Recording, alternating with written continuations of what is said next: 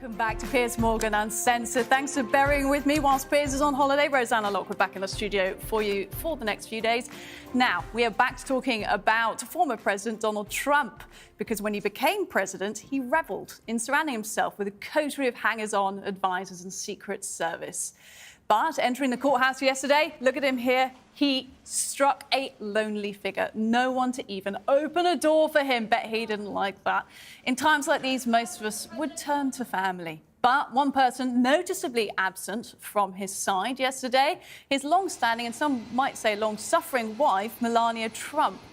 Since leaving the White House, the former First Lady's barely been seen in public or with her husband. And last night, the Donald raised a few eyebrows after he made a glaring omission in his speech. Let's take a look. I have a son here who's done a great job, and I have another son here who's done a great job. Tiffany. And Ivanka. And Barron will be great someday. He's tall. He is tall, and he's smart. But I have a great family, and they've done a fantastic job. Donald, you forgot to mention your wife. always mention the wife. So, is the Trump marriage rock solid, or is it on the rocks? There's the question swirling around today. Joining me to discuss all this, Fox News contributor and Outkick host Tomi Lahren, and by Manhattan criminal attorney and former Apprentice contestant Stacy Schneider. Tomi and Stacy, thanks so much for joining us on this potentially not the most important issue of what is currently going down in your justice system at the moment, but it has been something that's caught our attention. We thought we'd get you two smart women on to talk about another smart woman, Melania Trump, I would argue. Tomi, let's come to you first. Should she have been there? Do you understand why she wasn't? Well, I'm a country music fan, so we know that you're supposed to stand by your man. But listen, this is understandable. Let's talk about the charges against him. Although I think that they are BS, it revolves around hush money payments to a porn star. So I think Melania, rightfully so, maybe has some sour grapes over this. And can you really blame her? But I think this really goes back to, I think Melania is much more a private person. I think Donald Trump, of course, he loves the limelight. He loves the spotlight. He wants to be in front of people, talking to the American people. And I think Melania, quite frankly, is probably sick of the drama. She probably wants to stay home at Mar-a-Lago and enjoy her life. And if we're all being honest, maybe she doesn't want Donald Trump to run again in 2024. Maybe she wants to have a quieter life. I don't think this means that there's trouble in their marriage. I just think that Melania, she'd rather sit on the side, maybe on this one. I think you're going to see her hitting the campaign trail just as you did in the last two elections. But, you know, rightfully so. Maybe she wanted to sit this one out considering the context of the situation. Stacey, that seems like a fair argument to me. I mean, if you knew that your husband was about to be publicly humiliated for multiple extramarital relationships, allegations of children born out of wedlock, wouldn't be that comfortable being in the courtroom. It wouldn't be comfortable, but it's really not good for Donald Trump that she's not there. And especially as this case proceeds, there's a row in the courtroom, the front row, the first row, where family is expected to sit and support the defendant who's now indicted. And it's especially important when this case goes to trial, and Donald Trump has said he's taking it all the way and going to trial on it, that his wife or his family is sitting in that row supporting him. The jury looks to see who's there to support the defendant. It softens the defendant, and it's not good for him that his marriage is in this state. But like Tomi said, I don't blame her. I think political wives are no longer coming up and standing at those press conferences and getting next to their husband while they're at the microphone, disavowing whatever they've been accused of. The times have changed. I don't blame Melania. I'll come back to Tomi shortly, but Stacey, I just wanted to ask you how you felt about Melania when she was First Lady. Do you think she was a good representative for your country? I mean, I obviously know of Melania. I'm a born and bred New Yorker. I was on the show. I think Melania was probably the least likely First Lady I've ever seen. Some of the things that came out about her after the fact, like when she went to visit the children on the border who were in cages, and some of the statements that came out or got leaked out in the tapes, her reaction to Christmas at the White House, I thought that was very surprising. I think she gets a lot more credit than I would have expected her to have gotten.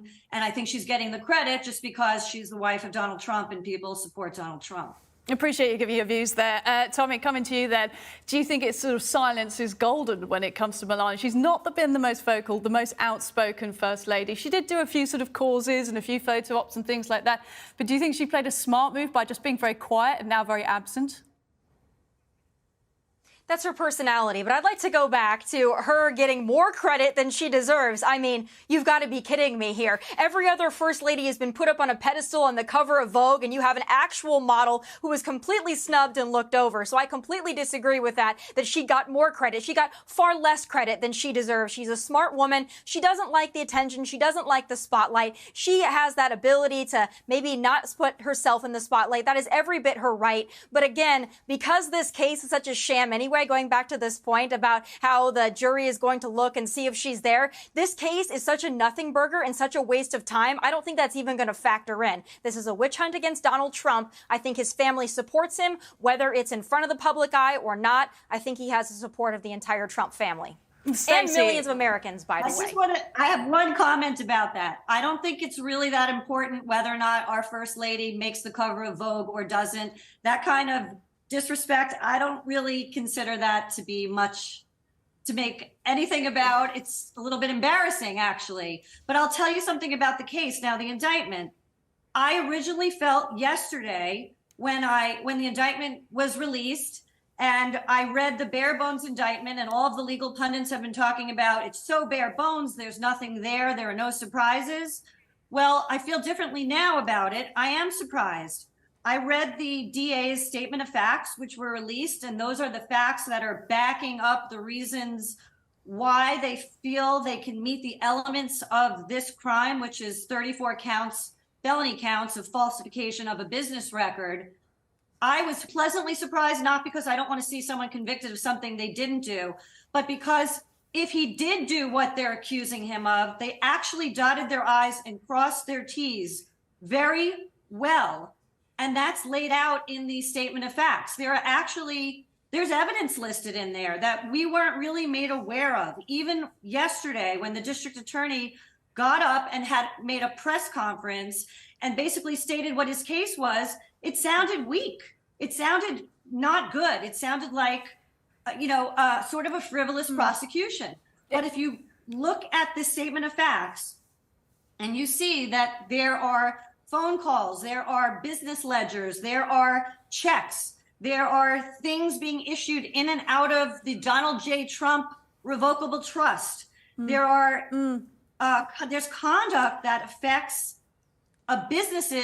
his businesses, the Trump Organization, which is located in the state of New York. Yeah. I think this is going to be more than people think it is when the truth starts coming out. Yeah, and I appreciate you laying that out, Stacey, because I had a similar feeling, Tommy, actually, when I read through the statement of facts last night, and I want to get your reaction to it, because I understand your position on this is very watertight in terms of supporting Trump, saying it's a politically motivated witch hunt. But when you read through these 34 counts as they were laid out, the catch and kill scheme, as it was called, to try and stop information, suppress information via American Media Inc., you've got multiple allegations of women's information being suppressed. How do you read that and feel okay with it? Listen, we're talking about a Manhattan DA that downgraded 52% of felonies to misdemeanors, and he's going after Donald Trump for what amounts to a clerical error and a trumped-up NDA to a porn star? You have got to be kidding me. How do you explain that and the spending of federal money on that, our taxpayer dollars, to do this when New Yorkers are wandering around the streets of that city worried about their safety and their personal safety and their family safety? This is an absolute sham. This is weaponization, political persecution, not prosecution, and Trump will prevail, as he always does. Look, you've both laid out your sides here, and you've been both very, very clear about that. I just want to round off this conversation because I feel like the political witch hunt side of things, whether it is or not, has been done to death the last day, and we got you both on to talk about the Trump family as it is. So Ivanka Trump, just finally, somebody who sort of seemed to take a bit of a step back, did get a mention in Trump's speech there. Do we expect to see more of Ivanka in coming weeks and months, do you think, Stacey? No, I think she's going to lay low and remain laying low down in Florida. Don't forget, she grew up in New York. All her friends were here. you know, sort of the scuttlebutt here is nobody wants to talk to her anymore. They don't like what went on when she was in the White House. They don't like that she was quiet when that people felt she should have spoken up, especially since she had taken on this so-called senior role in the White House without very much experience in any governmental affairs. So I think she's trying to compensate and bring her brand back a little bit, because she's really been ousted from a lot of social circles where she grew up. And I don't think she wants to touch this issue. I think she and her husband want to move on and get into something else and not be pulled into the orbit of the circus. Tommy, is that a fair characterization?